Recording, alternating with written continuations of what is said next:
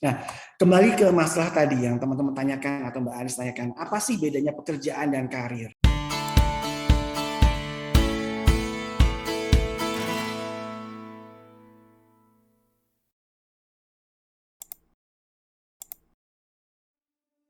Nah, kembali ke masalah tadi yang teman-teman tanyakan atau Mbak Anis tanyakan, apa sih bedanya pekerjaan dan karir?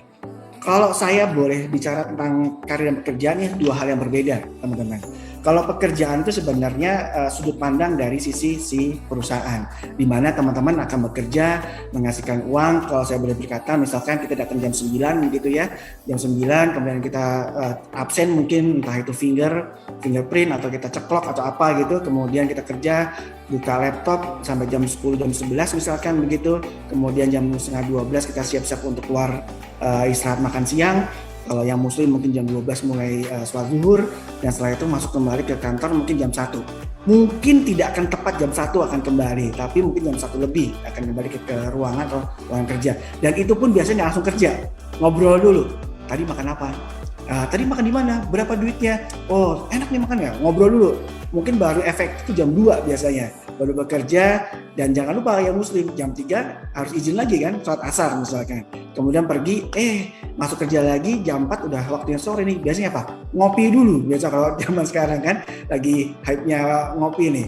Jam 4, jam setengah 5 siap-siap, kemudian jam 5-an itu sudah siap beberes. Jam-jam email kemudian beberes. Nah, rentang itulah yang bisa kita kata sebagai pekerjaan yang sehari kita lakukan.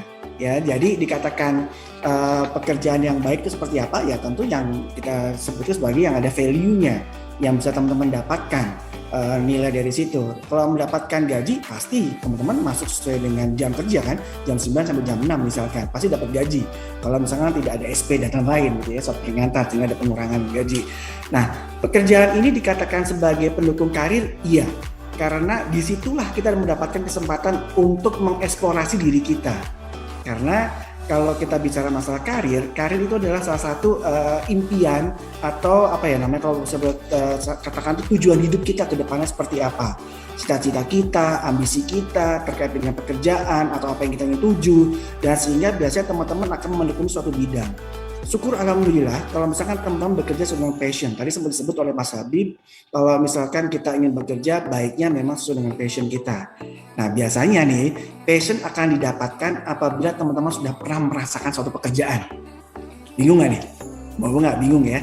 Jadi kalau teman-teman sudah mendapatkan pekerjaan dan kemudian merasakan pekerjaan itu, mendalami pekerjaan tersebut, kemudian mendapatkan, oh ini nih pekerjaan yang saya nikmati, oh ini nih pekerjaan yang membuat saya berkembang, oh ini nih pekerjaan yang membuat saya semakin mendekatkan saya dengan cita-cita saya, itulah karir. Kalau enggak, tidak ada pilihan seperti itu. Jangan-jangan teman-teman hanya menebus kewajiban teman-teman saja. Datang jam 9, pulang jam 6, dapat gaji, sudah terbayarkan. Kalau dalam ilmu yang saya dapatkan ya, kalau energi positif, kalau teman-teman punya kewajiban dan sudah dibayarkan lunas, tentu bayarannya pun sesuai dengan apa yang teman-teman keluarkan. Misalkan teman-teman mengeluarkan energi A, tentu bayaran teman-teman juga akan dibayarkan A juga gitu. Tapi kalau karir, teman-teman mendapatkan yang lain lagi. Teman-teman mendapatkan ilmu yang lebih bermanfaat, teman-teman akan mendapatkan suatu keinginan untuk mencapai lebih dan lebih lagi. Nah, itu biasanya yang teman-teman mendapatkan harapan atau pengharapan seperti ini, biasanya akan mendapatkan posisi yang akan lebih baik dari tahun ke tahun. Teman-teman bisa rasakan lah nanti kalau misalnya bekerja ya. Saya tidak mendoakan yang terburuk, tapi saya mengharapkan teman-teman yang terbaik. Jadi suatu bekerja, teman-teman sudah punya ancang-ancang atau target. Setahun mau ngapain, 2 tahun mau ngapain, 3 tahun mau ngapain. Kalau saya boleh ngomong nih, biasanya setahun itu fase-fase adaptasi ya, perkenalan dengan ruang kerja, dengan teman-teman, dengan pekerjaannya. Kemudian fase tahun kedua, teman-teman mulai tuh mengejar apa yang didapatkan, ingin lebih gitu. Tahun ketiga biasanya mulai turun. Ya sudahlah, gini-gini aja. Gimana nanti itu misalnya ketiga. Nah, kalau teman-teman stuck di situ, tentu akan turun tuh secara grafik. Teman-teman harus bisa mengusahakan di tahun ketiga itu tetap naik lagi. Supaya apa? Supaya teman-teman mendapatkan posisi yang lebih baik lagi.